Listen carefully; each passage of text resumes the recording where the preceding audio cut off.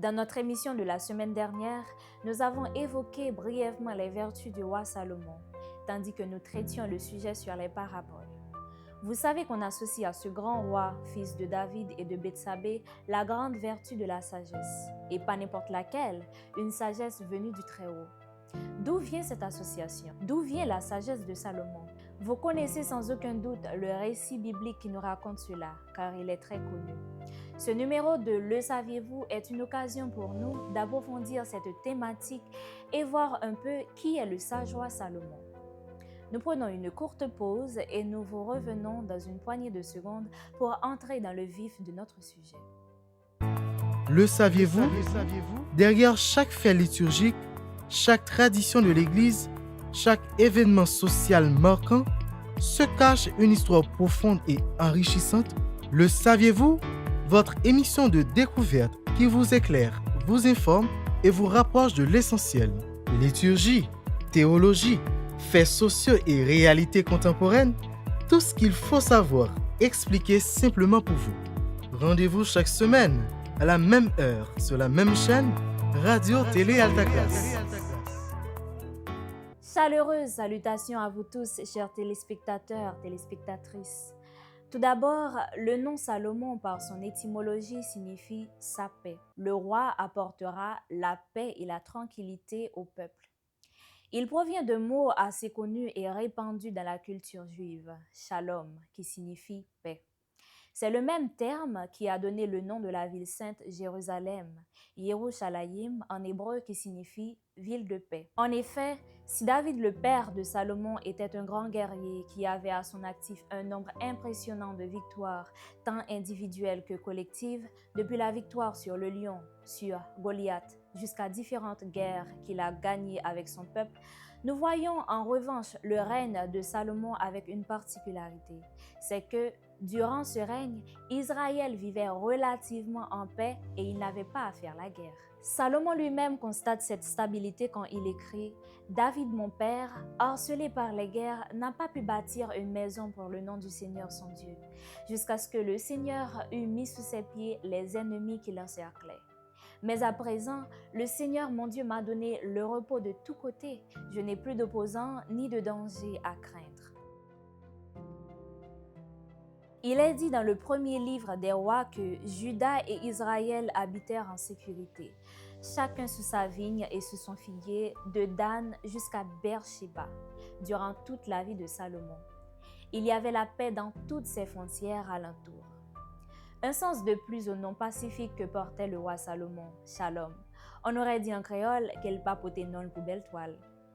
Ainsi, après le grand roi David à qui Dieu avait promis de toujours garder un de ses fils sur le trône, Salomon devient le troisième roi d'Israël au Xe siècle avant Jésus-Christ.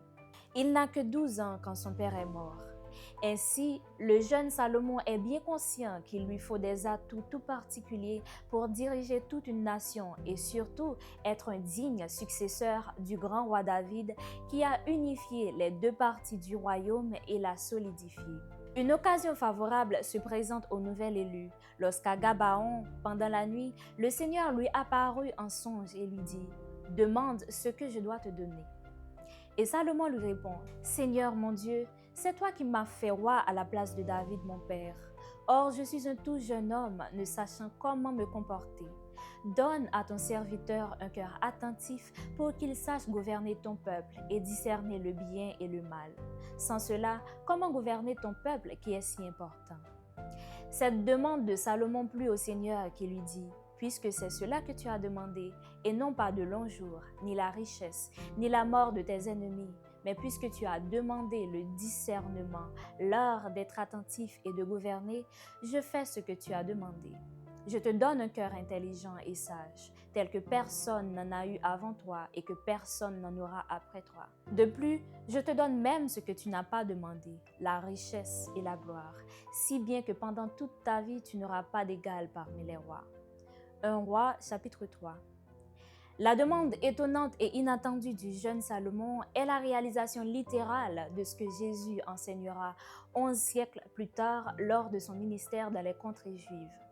Cherchez d'abord le royaume de Dieu et sa justice, et tout le reste vous sera donné par surcroît. Rappelons que si Jésus était connu comme fils de David, il était aussi fils et descendant de Salomon. Plus d'une fois, Jésus a parlé de lui lors de ses divers enseignements et prédications aux foules.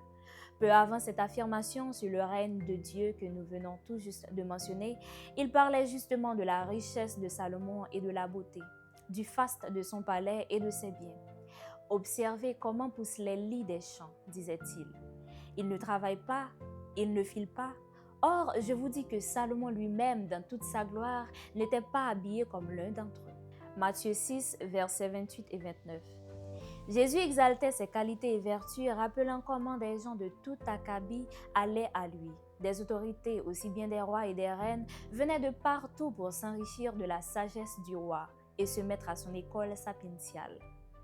Ainsi, aux Juifs qui lui demandaient un signe de plus, Jésus, tout en se présentant comme le véritable signe qu'ils auraient dû rechercher, leur disait entre autres: la reine de Saba est venue des extrémités de la terre pour écouter la sagesse de Salomon. Et il y a ici bien plus que Salomon. Salomon est appelé le roi bâtisseur. Il avait beaucoup de grandes réalisations à son compte. Il a construit le temple et un palais royal à Jérusalem. Il a construit des forteresses, des murailles et remparts. Il reste jusqu'à aujourd'hui un personnage iconique pour les Juifs, les chrétiens et les musulmans. Ces derniers ont traduit son nom et l'appellent Sulaïman, nom arabe qui signifie homme de paix. Bon nombre de livres sapientiaux de l'Ancien Testament ont été attribués à Salomon et à sa sagesse. Le livre des Proverbes, on dit souvent les Proverbes de Salomon, l'Ecclésiaste, le Cantique des Cantiques, le livre de la sagesse, etc. Pour nous en donner une idée, l'auteur des livres des rois précise: il prononça 3000 proverbes et composa des chants au nombre de 1005. Voilà, chers amis téléspectateurs, téléspectatrices, au terme de cette émission, nous voulons souhaiter à chacun et à chacune de vous une sagesse et une intelligence pareille à celle de Salomon. Restez des nôtres et nous vous donnons rendez-vous la semaine prochaine pour un nouveau numéro.